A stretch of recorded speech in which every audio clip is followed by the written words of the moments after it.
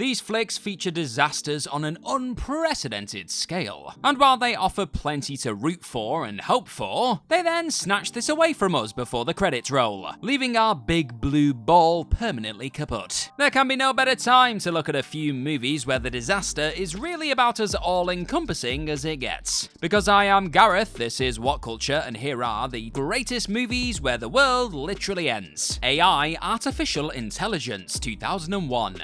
AI Artificial Intelligence was originally conceived of as a Stanley Kubrick project, but was taken up by Steven Spielberg after Kubrick's death. Rather than inject it with the kind of family-friendly movie magic he has come to be known for, Spielberg remained in many ways true to the original vision for the film, using it as a vehicle to highlight humanity's penchant for wastefulness and thoughtless cruelty. Set in the 22nd century where global warming has had a significant and sustained effect on the human population, AI follows David, a humanoid robot child, whose capacity for love is betrayed by a family who neither understands nor wants him. Poor David. Thus, he is thrust out into a world of terror, where his kind are treated like scrap, and his only guiding light are the fairy tales his adoptive mother used to tell him. David makes a heartbreaking journey to a submerged New York City, in search of an unattainable humanity, but becomes trapped underwater for thousands of years. He emerges again far beyond the end of humankind and our world as we know it, where all that is left are robots and ruin.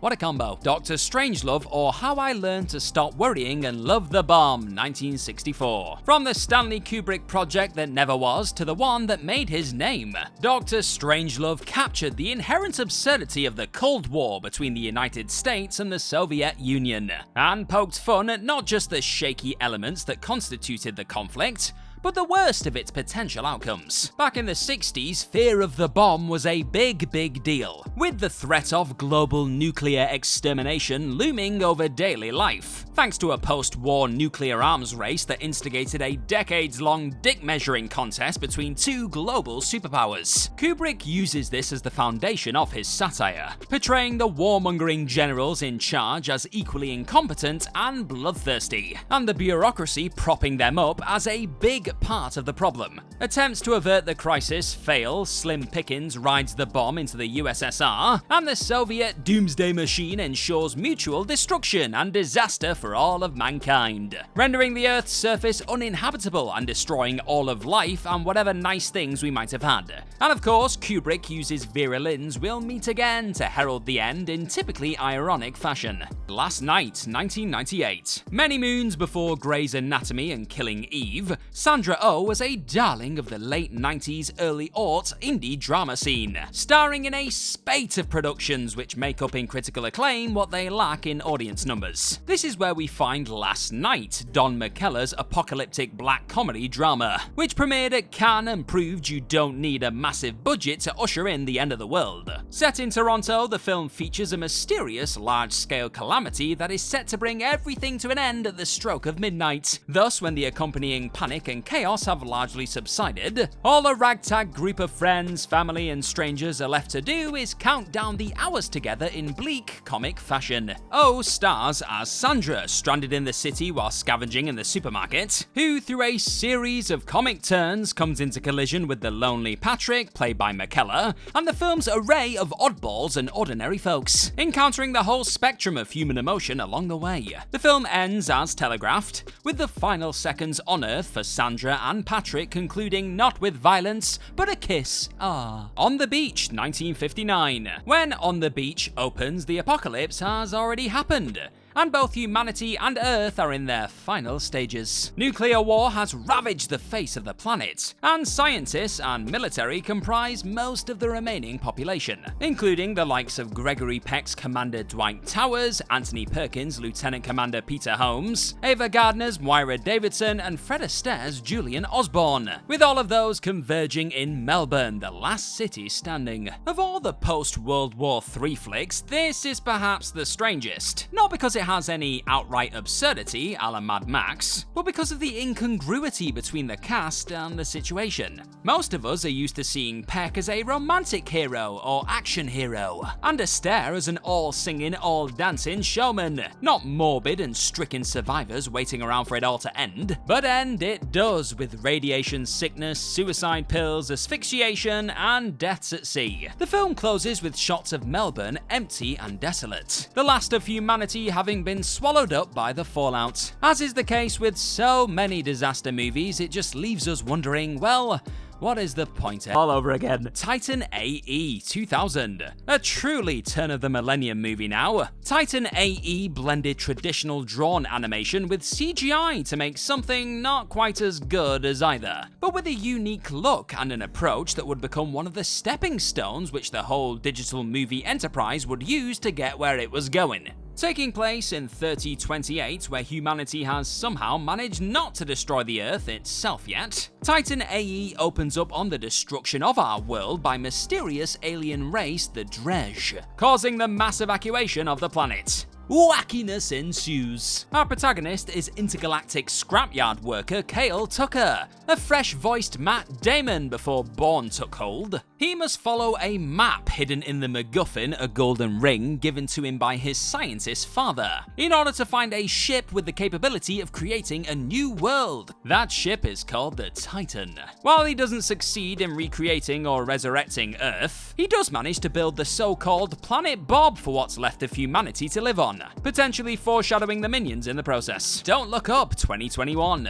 A cautionary and often heavy-handed tale for our times. Adam McKay's Don't Look Up puts the USA at the epicenter of impending doom, as one of the only nations with the power to really avert global-scale crisis, but with the media, population, and political establishments wholly unwilling to do so. In the post-truth fake news era, opinions are worth more than fact, and everyone has enough to fill the airwaves morning to night. On the edge of this, we find Kate Dibiaski and Dr. Randall Mindy, astronomers from Michigan State University, who implore everyone to get a handle on things and address the asteroid currently on a collision course with Earth, and which promises to create an extinction-level event. The media, politicians, and their base react as expected, not just denying the threat, but the very existence of the asteroid, which becomes a larger feature in the sky every day. There's no ignoring that. McKay's timely apocalyptic comedy shows just how far certain social and political ideologies can take our divided modern society, right up to the very literal end of the Earth, when all the inaction and tit-for-tat becomes redundant. The Hitchhiker's Guide to the Galaxy 2005. While most end-of-the-world satires tend to tack closely to humanity's failings and the ruinous effects of our negligence, Garth Jennings' The Hitchhiker's Guide to the Galaxy, based on Douglas Adams' novel of the same name, takes a markedly different approach. The Earth is set for demolition by an alien race called the Vogons in order to make way for a hyperspace bypass, and everyman Arthur Dent is the only human who seems to know about it, or have the inclination to do anything. Facing a wall of galactic bureaucracy,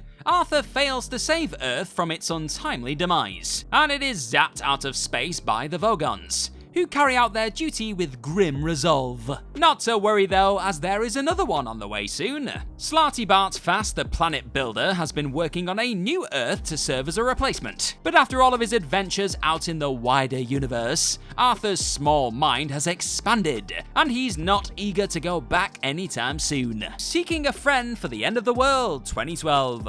Quirky, offbeat comedy turning dark and pretty final in its closing moments. Seeking a Friend for the End of the World arrived among a spate of fun indie films with a big sci-fi premise at their core. The film stays true to its title in all senses. Insurance salesman Dodge is the titular seeker, adrift in the face of an impending apocalypse, as an asteroid hurtles towards Earth and his wife leaves him for good. Poor guy. His young, attractive neighbor Penny agrees to help Dodge track down his high school sweetheart before it's too late, and they set out on a cross-country road trip. And the world does indeed indeed end, with Penny and Dodge realizing that they're actually kind of perfect for each other at just the wrong moment. As the asteroid strikes and engulfs the pair, their newfound love, the planet, and everything anyone has ever known. Comedy gold, Melancholia 2011. Now, while the end of the world can indeed be a time for romance, fooling around, and black humor, nobody told Lars von Trier that. Enter Melancholia, his literal ode to depression, designed solely to make audiences feel as if we are deep in it and far from safe shores. The planet Melancholia is on a potential collision course with Earth, engaged in a celestial dance of death, spinning into each other's orbits and causing strange occurrences on the planet's surfaces. On Earth, we follow sisters Justine and Claire, the former suffering from a trenchant bout of depression and a failed marriage that she self-sabotaged, and the latter attempting to contend with this while keeping her own small family unit in one piece. Von Trier ushers in the apocalypse in steady, alienating, and yet visually arresting fashion,